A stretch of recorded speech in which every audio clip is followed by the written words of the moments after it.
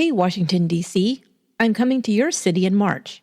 Join me, Haley from Murder Road Trip, Dina from Twisted Philly, and Jerry from FBI Retired Case File Review at Busboys and Poets, the 5th and K location, on March 18th from 2 to 5 p.m. We'll be doing a listener meet and greet, and we might even have some goodies to give away. Get all the info on the Once Upon a Crime Facebook page and RSVP. I hope to see you there. This podcast details true crime cases. It contains adult themes and may contain descriptions of violence. It is not intended for children. Listener discretion is advised. Thank you for joining me for today's episode of Once Upon a Crime. We're in the series Academy Award-winning crimes. Today's story is an unlikely one.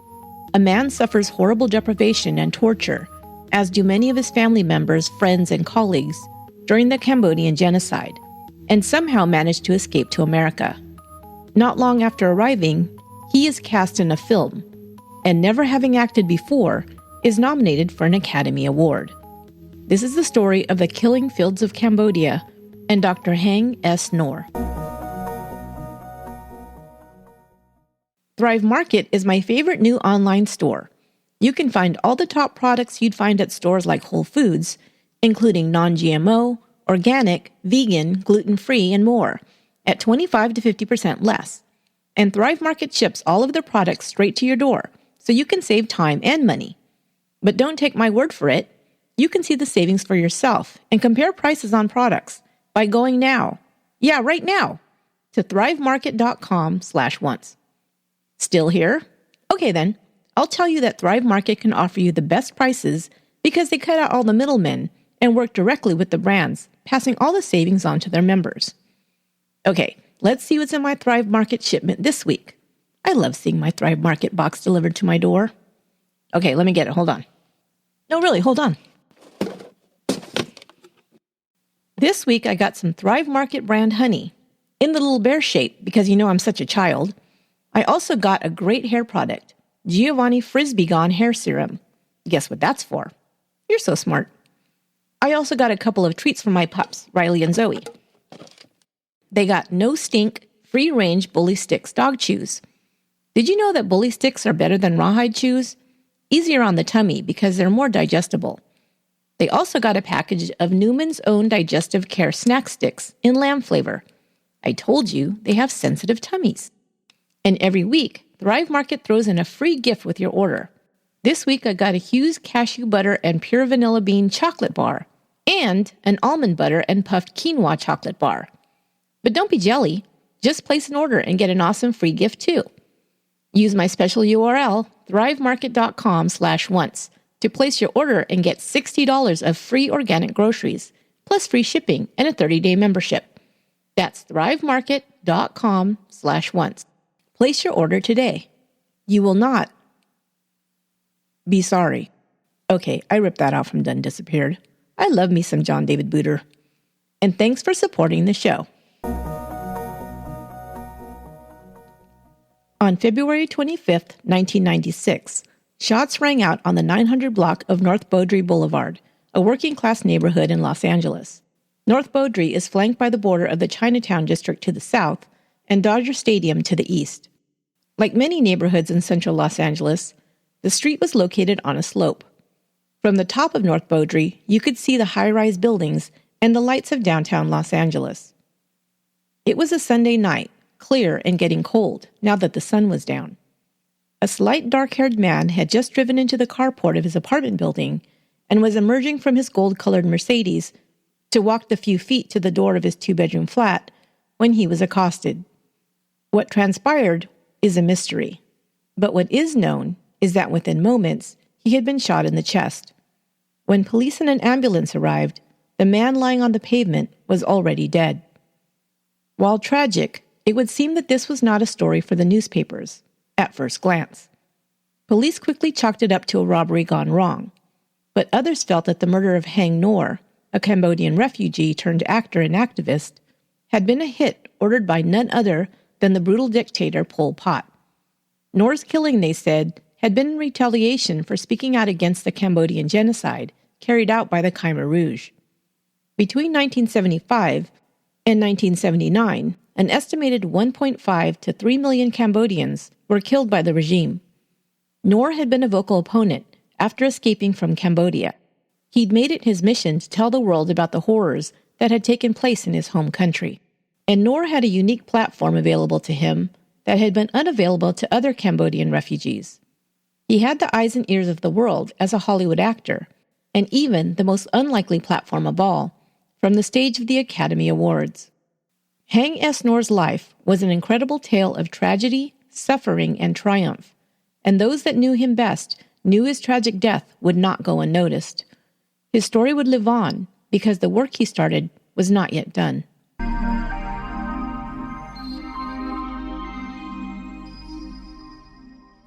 Haing Somnang Ngor was born in 1940 into a family of rice farmers living in the Takeo province of Cambodia. Ngor was a gifted student and went on to attend medical school, training as a surgeon and gynecologist. By 1970, he was living and working as a doctor in the capital city of Phnom Penh. Cambodians had lived under the rule of King Sihanouk since the 1950s. After his death in 1960, his son, taking the title of prince, became head of state. The Vietnam War was being fought on Cambodia's border, and Sihanouk took a neutral stance, but allowed Vietnamese communists to use Cambodia as a supply route for their arms and troops fighting in South Vietnam. Many Cambodians, especially those living in the rural areas, opposed this. The U.S. conducted airstrikes on the communist Vietnamese sanctuaries in Cambodia, a move that Sihanouk then protested. However, the bombings continued. The people became disillusioned with their leader, and while Sihanouk was away traveling in China in March 1970, the National Assembly met and returned a vote of no confidence against him. He was ousted in a military coup led by Prime Minister General Lon Nol. Civil war then broke out with Sihanouk allying himself with the Khmer Rouge, the Cambodian communists, and Lon Nol being backed by the United States.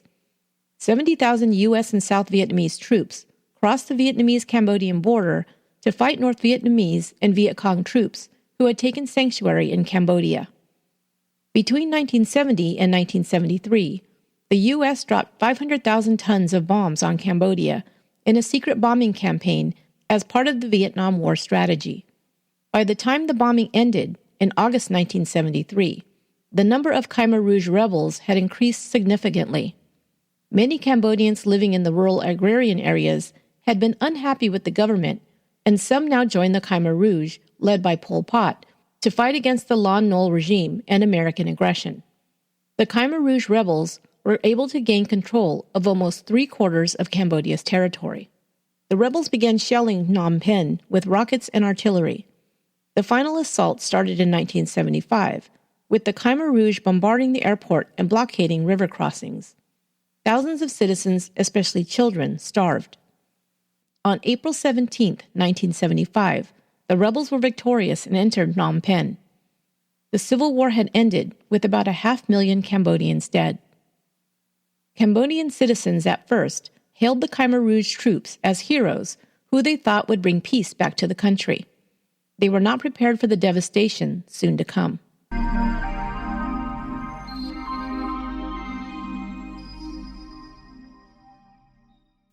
I'd like to thank our sponsor, Haing Sons Teas. Haing Sons offers the highest quality hand-picked full-leaf teas from the finest gardens and estates. From tea beginners to avid tea drinkers, their selections of rare teas, signature blends, and fun flavors are perfect for everyone. If you love tea, you'll be impressed with Haing Sons Teas. I drink Haing Sons Teas as a pick-me-up during the day, as well as a little treat to help me unwind in the evening. If you like a caffeinated black tea, you might like something traditional like their English breakfast. Or, if you're in the mood for something more adventurous, you might want to try one of their special blends. And with names like Palm Court, RMS Titanic Blend, and Malachi McCormick, they're fun to try, and even better to drink. Each one is smooth, fragrant, and tasty. A real treat. And they always have such cool and unique varieties. Check out their Murder on the Orient Express Blend, a smoky and citrusy black tea, inspired by the Agatha Christie tale. You know I'm ordering that one. Haing Sons offers over 275 varieties of teas and herbal infusions, so you're sure to find something you'll love. Go to harney.com, That's HARNEY.com, and use the offer code ONCE at checkout to get $15 off your first order of $49 or more. That's harney.com and use offer code ONCE. Make Harney & Sons teas your everyday luxury. Thanks for supporting our sponsors. Now, back to the show.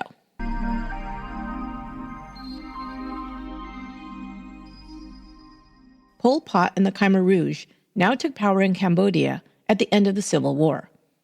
Pol Pot wanted to see Cambodia be restored to what he referred to as Year Zero.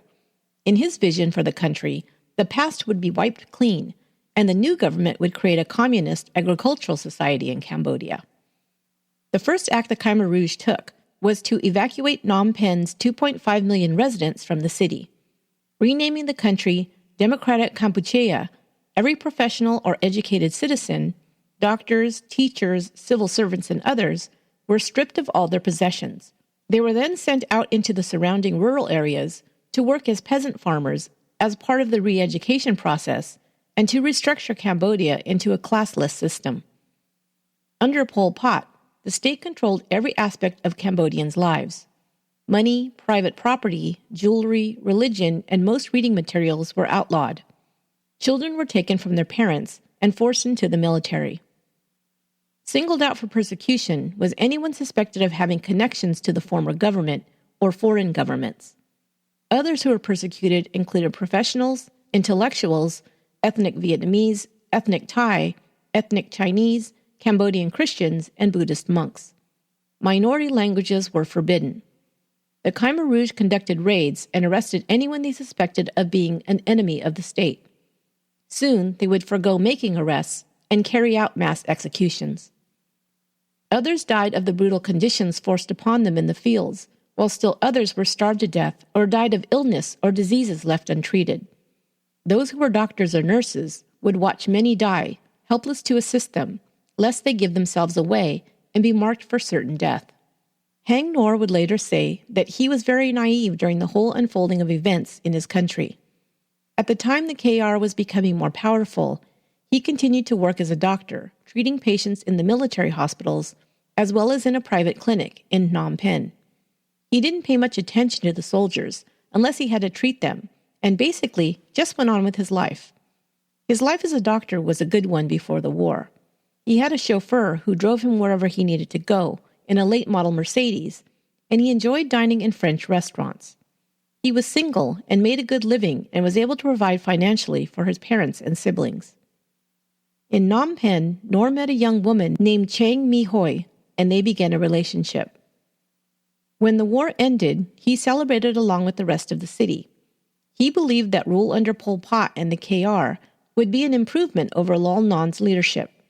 He also thought that negotiations would happen between the fractured government parties and life would be restored to order. At first, he didn't worry even when fighting took place in the capital. He continued to ride his motorbike with the Red Cross emblem on the back, believing that as a medical professional, he was protected. Then the purge of professionals began, and Dr. Ngor realized that he was in danger. One day, while he was working in the operating room performing surgery on a patient, KR soldiers arrived. Ngor quickly took off his mask and doctor's coat before they entered. The soldiers were all very young men, most no older than teens, wearing black uniforms and equipped with AK-47s and Chinese-made hand grenades. "Are you the commandant doctor?" they demanded. "No, I'm not," he said. He told them that the doctor had just left by the back door. They left the building in search of the doctor to either carry out an arrest or an execution. He wasn't sure which. He only knew he wasn't sticking around to find out. As soon as they'd gone, he gathered his things to leave. An assistant was in the operating room with him, and he asked Ngor, "Where are you going?" "I'm leaving," he replied. "You're going to leave the patient? You're in the middle of an operation," the man protested. "Look," Ngor explained, "if I stay to try and save this man, they will find out I'm a doctor, and they will kill me. He will die anyway in that case. If I leave, at least I may live." He then ran out of the hospital. The KR told civilians to leave the city for 3 days. They warned the U.S. was planning to drop bombs on Phnom Penh.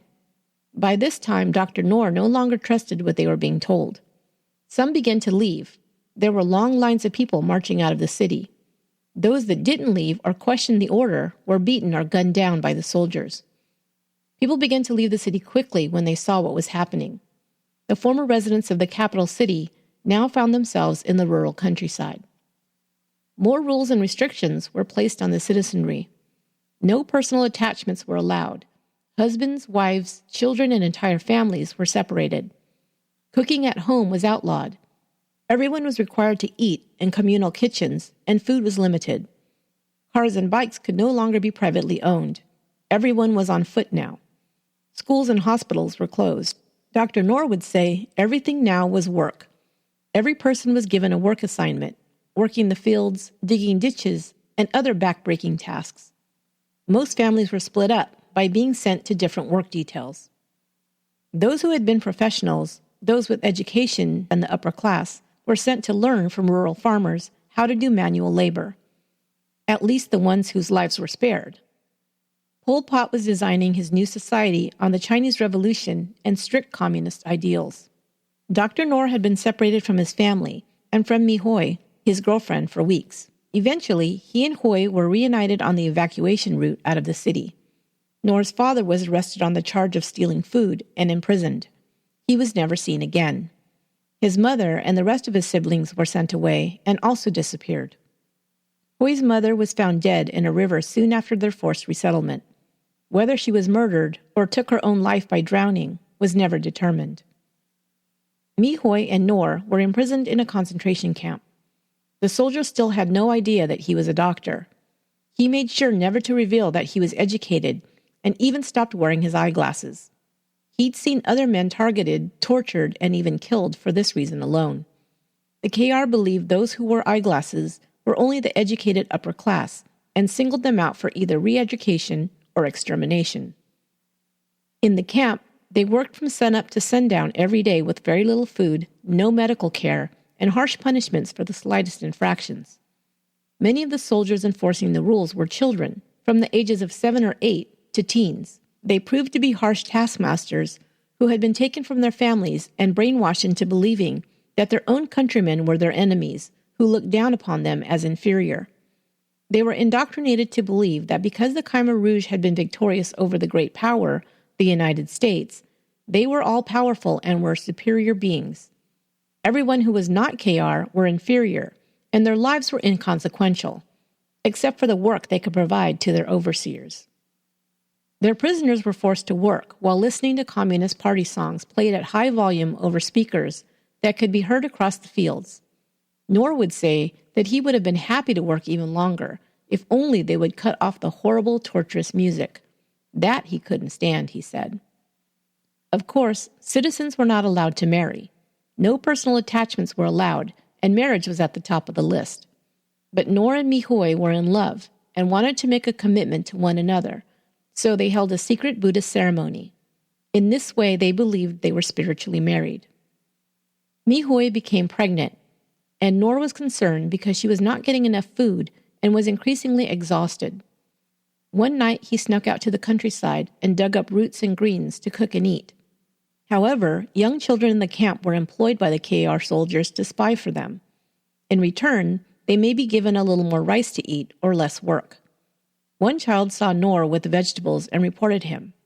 The soldiers arrived to question him. Who said you could steal the state's vegetables, they demanded. Ngor was taken away to be punished.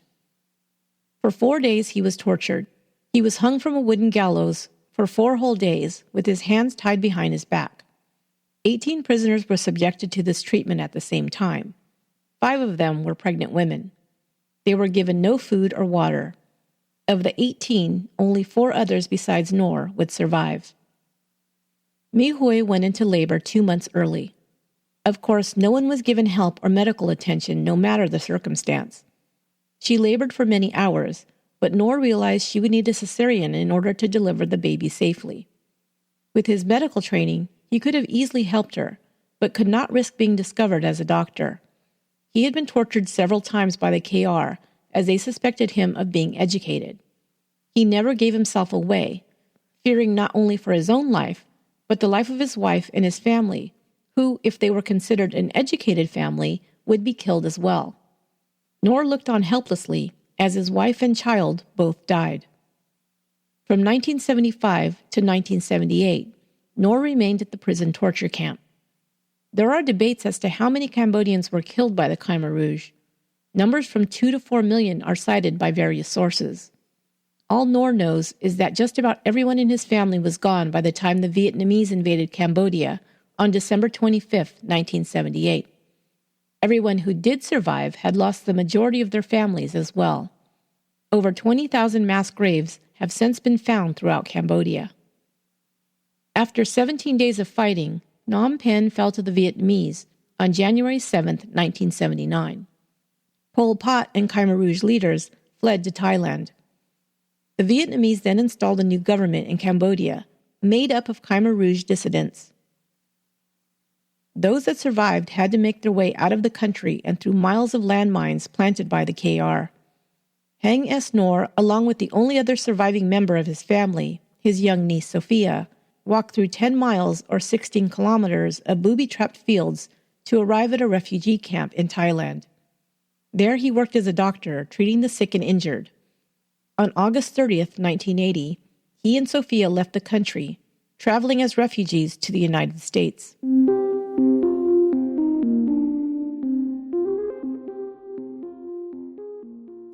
Before arriving in the U.S., Haing Ngor had a gold locket made in Bangkok. He wore the heart-shaped locket around his neck. On it, he had placed a photo of his wife, Hoi, the only photo of her he still possessed. He never took it off.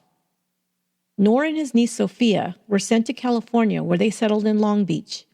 Many Cambodian refugees had been resettled in the coastal town. He began preparing to take the medical boards in California. He wanted to continue his work as a physician, but it would be difficult.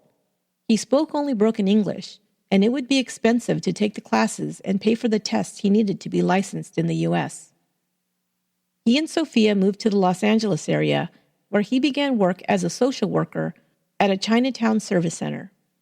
There he assisted refugees to find jobs and connected them with resources like healthcare and nutrition programs. He was well liked by the community members who called him Dr. Ngor. He threw himself into helping his fellow refugees, using his education and training in whatever way he could to serve the Asian community in which he lived and worked. Ngor had been in the U.S. for 4 years when he attended the wedding of a friend in Long Beach. There he met a woman named Pat Golden. Golden was a casting director who had been on a nationwide search to find an actor to portray Cambodian journalist Dith Pran in an upcoming feature film. When she saw Ngor, she felt he was perfect for the role, no matter that he had absolutely no acting experience. At first, Ngor laughed at Golden's suggestion that he come in for a screen test. When she wouldn't take no for an answer, he told her he wasn't interested in being in a movie. But eventually he was persuaded when he remembered the words his wife had said to him when they were suffering through the horrors of Pol Pot's regime. "If we survive this," she had said, "we need to tell people what happened here. We need to share Cambodia's story." So Ngor agreed to the screen test. Before they began, Golden told him all he needed to do was to draw from his own real-life experiences in Cambodia. That was easy for him, he said. All the terror, hunger, tragedy, and horror of the war was never far from his mind. Golden was astonished at the emotion he was able to convey immediately while reading the script. He was offered the role. Ngor's only reservation in taking the role was that he'd have to leave Sophia behind in the U.S. while he traveled to Thailand to film on location. He had become like a father to his niece, and only when he secured a trustworthy guardian for her in his absence did he sign on to make the film. The film was titled The Killing Fields. Sam Waterston plays New York Times reporter Sidney Schonberg, who is on assignment covering the Cambodian Civil War. Ngor plays Dith Pran, a journalist who is working alongside Schonberg as a guide and interpreter. The American makes arrangements for Pran and his family to leave the country as the war escalates. But Pran is determined to stay and cover the story. He soon finds himself trapped in the sights of brutal Khmer Rouge rebels. The film was released in February 1985, a mere 6 years after Ngor himself fled Cambodia. Right after filming ended, Ngor went back to work at the Chinatown Service Center. He didn't anticipate that the movie would become a smash success and a critical favorite, racking up scores of award nominations. nor did he anticipate that his role would be hailed as a standout performance. He would also be nominated for many acting awards, including the Academy Award for the Best Actor in a Supporting Role. On March 25, 1985, Ngor and his niece Sophia headed just a couple of miles away from their small two-bedroom apartment in Los Angeles to attend the 57th Academy Awards ceremony at the Dorothy Chandler Pavilion. They had chosen their outfits carefully, Ngor in a tuxedo and Sophia in a white dress with a feathered wrap. However, what they did not plan for was that the traffic around the theater would cause their 10-minute trip to take over an hour. The Best Supporting Actor Award was one of the first to be announced. As a result, Ngor and Sophia were not yet in their seats when the nominees were being announced.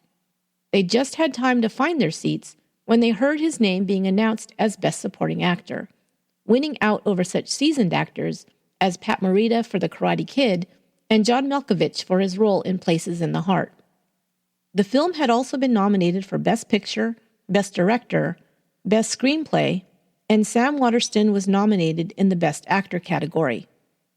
Amadeus was the big winner that night, taking home all those prizes. Ngor was the only winner to represent the Killing Fields and take away the gold statue. Sophia was so ecstatic at her uncle's win, it wasn't until after she'd finished applauding and sat back in her seat that she realized she was seated next to Prince, who would take away the award that evening for Best Original Song Score for Purple Rain. Lucky girl.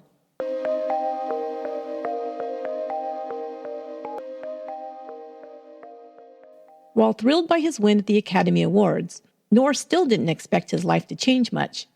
He remained humble and continued to enjoy his job assisting refugees. He also remained living in his small apartment near Chinatown. The only thing that changed was that his Oscar was placed in a prominent place in his living room, near his statue of Buddha. But soon, he began receiving offers for acting work, as well as offers to be a guest on television talk shows and for speaking engagements. He decided to use these opportunities as a platform to bring awareness to the atrocities that had been committed in Cambodia and to see that those responsible were brought to justice. So, in between acting jobs that paid the bills, guest roles on Miami Vice, Highway to Heaven, and China Beach, as well as in the films Heaven and Earth and My Life, Ngor traveled around the country, educating people about the Cambodian genocide. But Ngor was not content to just share his story. The question he wanted answered was, what could be done about it? He also returned to Cambodia to deliver aid to those who were still suffering after the decimation of their country. He worked with human rights organizations to improve conditions in resettlement camps. He also used his platform to call for the perpetrators of the Cambodian massacre to be brought to justice. He sometimes took his Oscar with him as he spoke in front of one audience or another. He didn't shy away from sharing the brutal details of what he had seen and experienced at the hands of the Khmer Rouge. He also co-founded 2 refugee aid societies. The Dr. Haing S. Foundation was begun with his friend and fellow actor, Jack Ong. Ong was also the pastor of Venice Christian Community Church in Venice, California. The church started Project Cambodia to raise funds to care for orphans and to help rebuild Cambodia's infrastructure that had been devastated by the war. In 1996, Ngor had been an actor for over a decade and had been running his foundation for about half that time. His life was full and he was content. He still missed his wife Hoi and prayed for her every day. He also still wore the gold locket with her picture close to his heart, never taking it off. On February 25th of that year, Ngor returned home, parking his gold Mercedes in the carport of the small apartment where he still lived. It was close to his friends and his community, and Ngor felt blessed to have a safe home for him and Sophia. It wasn't fancy, but it was paradise compared to what he'd been through in the Khmer Rouge torture camp and the refugee camp in Thailand, and he was happy to call it home. As he exited his car in the narrow alleyway behind the apartment building, he was approached by 3 young men. They demanded his money and jewelry. They took his $6,000 gold Rolex off his wrist, but when they told him to hand over his gold locket, worn on a chain around his neck, he refused. Shots rang out, and he was struck in the chest. He fell to the pavement, dead. At least, this is one version of events. Some would not believe it was the whole story. 2 months later, the police arrested 3 young men, Tak Sun Tan, Jason Chan, and Indra Lim, all members of an Asian street gang, the Oriental Lazy Boys. Several witnesses had come forward identifying them as the men they saw running away from the scene of Ngor's murder. The prosecutor at their trial would say that they had attempted to rob Ngor to purchase rock cocaine, but had shot him after he refused to part with the locket with the photo of his deceased wife. Ngor's niece Sophia had helped solve the case of her uncle's murder when she determined that his Rolex watch as well as the locket were both missing and could not be found in the apartment. She knew that her uncle would never have taken off the locket and might have died trying to prevent it from being stolen. However, some of Ngor's neighbors and others in the Cambodian community were not convinced. They believed that his killing might have been a hit ordered by Pol Pot or a member of the Khmer Rouge. Ngor had been an outspoken critic of the regime, and his celebrity had drawn attention to the atrocities committed by them. There was also the question of what was left behind at the robbery. Ngor's Rolex watch was taken, but his Mercedes was left behind, the key found on the floor of the car. As well, Ngor had $2,900 in cash in the pocket of a jacket found in the back seat of the car, as well as $800 in cash in his pants pocket. Perhaps it was an assassination made to look like a robbery, and they only yanked his jewelry off his body before fleeing to make it look like a robbery gone wrong, some speculated. To investigate these claims, the Los Angeles Police Department consulted with the U.S. State Department as well as the FBI to see if there was a link between Ngor's murder and the Khmer Rouge. After conducting their investigation, they determined that there was no link between Ngor's death and Cambodia or Pol Pot. The 3 gang members were tried together in Los Angeles Superior Court. Their defense attorneys tried to lay out a case for their innocence, claiming the murder was politically motivated and carried out by enemies of the doctor. However, they did not bring in any evidence to support their theory. All 3 defendants were found guilty on April 16, 1998, the same day that news of Pol Pot's death came from Cambodia. Tak Sun Tan was given a sentence of 56 years to life. Indra Lim received 26 years to life, and Jason Chan received life without parole. The locket was never recovered.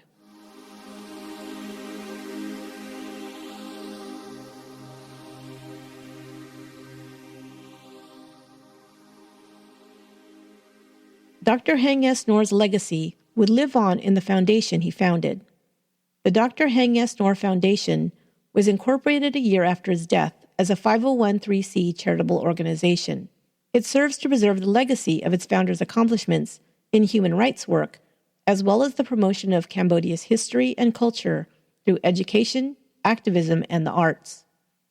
Ngor's niece, Sophia Ngor Dimitri, who has since married and has a family, is the current president of the foundation. Ngor's good friend and co-founder, Jack Ong, serves as executive director. Some still refuse to believe that Ngor's death was the result of a simple robbery by a gang of street thugs.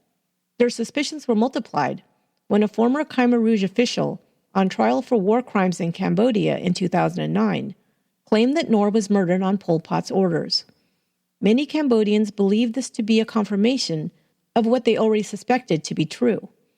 In a statement, without being asked specifically about Ngor, the KR official, known as Comrade Duke, described the tactics Pol Pot used to get rid of his enemies. It was in this portion of his testimony that he mentioned Ngor's murder. For many, that closes the case on who was responsible for Ngor's death. Some choose to remember Ngor by his own words, said to a reporter soon after The Killing Fields was released. "If I die from now on, okay. This film will go on for 100 years. That will do it for this episode of Once Upon a Crime. Once Upon a Crime is written, produced, and edited by me, Esther Ludlow. Original music is by Cesare Gray Music. Our marketing social media assistant is Nancy Chen, and our administrative assistant is Lorena Garcia. Until next time, be good to one another. We'd like to thank our sponsor, LinkedIn Learning, the leader in online learning for the past 20 years. LinkedIn Learning is for problem solvers, for go-getters, and for people who want to make moves in their career.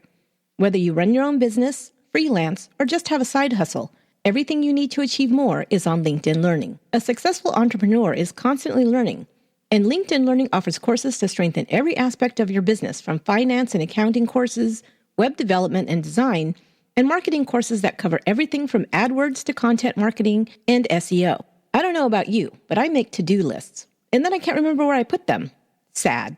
That's because I didn't have a strategy to keep everything on track. I've been watching the course, Managing To-Do Lists, and it has helped me immensely.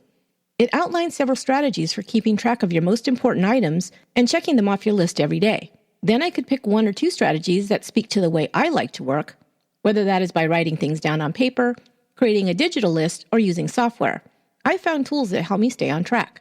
With a LinkedIn Learning membership, you can quickly find the right video courses for your needs, be taught by industry experts, and learn at your own pace and using the method you prefer. And LinkedIn Learning courses are available worldwide. My listeners can get a 30-day trial with LinkedIn Learning today by visiting linkedin.com/once. That's linkedin.com/once, all lowercase, for a free 30-day trial. And thank you for supporting the show.